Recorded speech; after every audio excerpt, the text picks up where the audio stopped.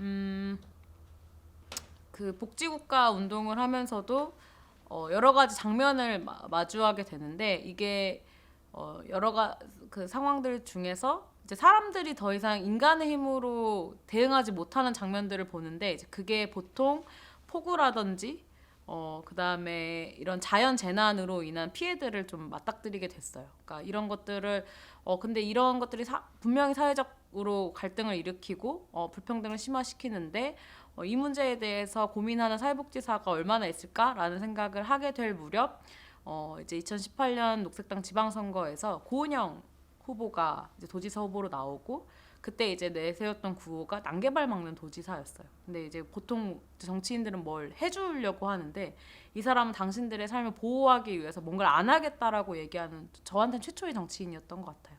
그래서 좀 인상적으로 봤고 그러한 의미에서 내가 갖고 있었던 고민들과 좀 맞닥뜨리는 당을 찾은 기분에 그렇게 당을 가입하게 되고 바로 활동당원으로 이제 시작하게 됐던 것 같아요. 네.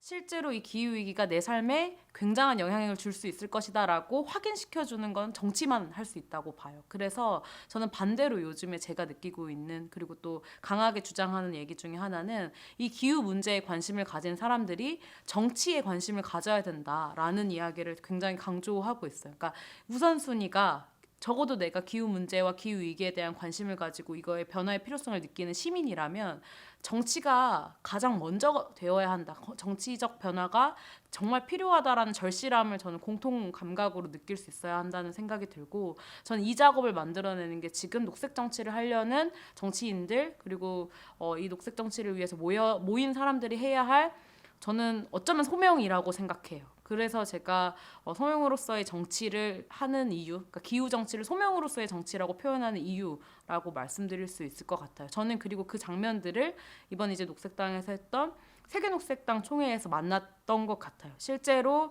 그것들 40년, 50년 이상 한국처럼 똑같았겠죠. 거기도 이제 사실은 워낙 강세인 정당들이 애초에 있는 것이고 또 기후 문제라는 것이 이전에는 훨씬 더 시민의 삶이랑 관계가 없었던 것인데 그것들을 정치적인 영역으로 끌어오기 위해서 노력한 정치인들의 모습을 본 거고 저게 가능하다라는 힘을 굉장히 많이 받고 온 것 같아요. 그리고 그 사람들이 여전히 그 자리에 서서 내가 해왔던 경험들이나 것들을 알려주기 위해서 굉장히 후배 세대들한테 노력을 하고 열정을 쏟고 있다라는 점이 저한테는 되게 큰 위로가 됐던 것 같고 그래서 저는 지금도 한국 사람들에게 한국 시민들에게 이제는 우리가 이것을 정치의 영역으로 가지고 와야 된다라는 강렬한 열망이 필요하다라는 생각이 드는 시기예요. 네.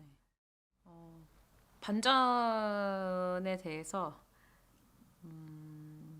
사실 참여하기까지 고민은 많았죠. 그러니까 말씀하신 것처럼 되게 다양한 정치학교가 있고 사실 저는 경험해보기도 했고 그리고 제가 사실 갖고 있는 문제점 중에 하나는 사실 정당이 해야 된다 이런 거는 정당 안에서 만들어져서 정당 안에서 사람을 키우고 정당이 자신들이 가진 강령이나 어떤 목표와 지향에 맞는 정치인들을 양성하고 이 사람들이 학습되고 공부된 정치인들이 리더십이 될 수 있는 과정을 만들어야 되는데 사실은 한국 정당이 이걸 못하기 때문에 저는 바깥에서 우후죽순 생기고 있다라는 생각은 지울 수 없어요.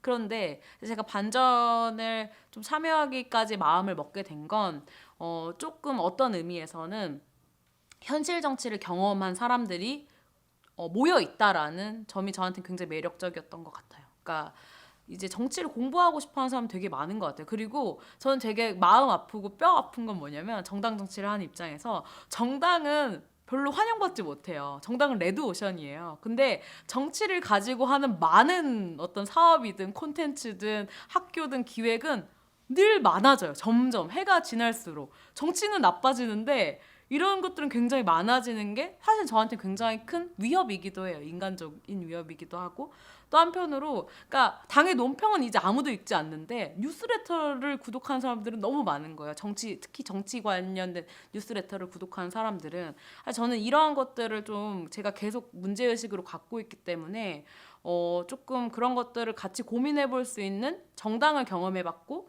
현실 정치를 경험해 본 사람들과 대화할 수 있는 공간이라고 생각해서 반전에 참여하게 됐었고 제가 반전에게 느끼는 거는 장점과 단점을 굳이 나눠서 한 번씩 얘기해 보자면 그렇게 좀 더 경험이 있고 현실 정치에 대한 고민이 있는 정당인들이 모여서 다양한 사안에 대해서 이야기하고 다양한 각도로 연결되고 토론하고 논쟁하는 거는 전 굉장히 좋은 경험이었어요. 진짜 약간 세계관과 세계관이 만나는 느낌도 들었던 것 같고 그래서 이런 건 굉장히 좋았는데 한편으로는 거기서 끝났다는 것도 저한테 굉장히 아쉬운 점이었던 것 같아요. 그러니까 우리가 이 망해가는 정당 정치, 그러니까 지금 계속 정당은 나빠지는데 왜 사람들은 정치를 자꾸 하려고 할까? 이 고민은 저는 이번 반전 1기에서는 해결하지 못한 것 같아요. 저는 이게 지금 반전 1기가 끝나고 2기를 준비하는 반전 팀이나 또 1기를 마친 우리 동기들이 현실에서 정치를 하면서 계속해서 풀어나가야 할 숙제인 것 같다는 생각이 들어요.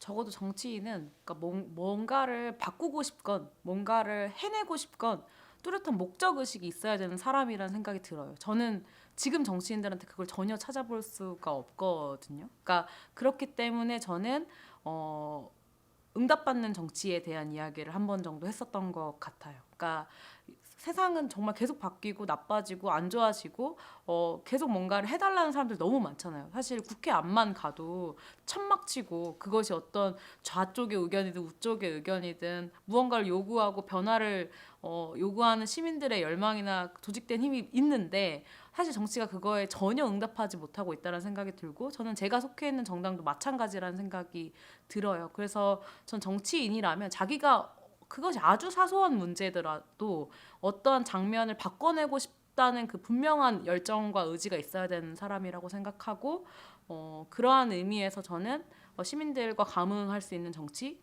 그리고 응답할 수 있는 정치가 필요하다는 생각을 하고 있어요.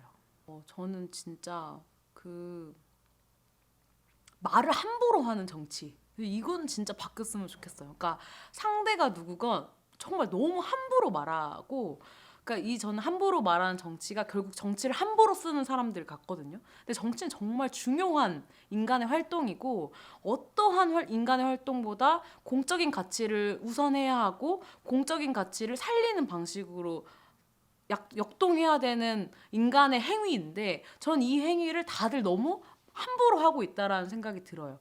그것이 하필이면 우리나라에서 가장 큰 양당이 아주 대표적으로 그러고 있기 때문에 사실은 이 정치에 영향을 받는 많은 시민들이 늘 좌절하고 피곤해하고 보기 싫어하는 그래서 혐오까지 하는 상황이 이른다고 보거든요. 그래서 저는 그 말을 함부로 한다라고 이야기했지만 진짜 정치를 함부로 쓰는 정치인들의 태도가 저를 가장 힘들게 하는 것 같아요. 그 부분을 가장 바꾸고 싶고 그 부분 때문에 지치기도 하고 사실은 그 부분을 변화시키기 위해서 제가 정치를 너무나 하고 싶고 이런 마음이 듭니다.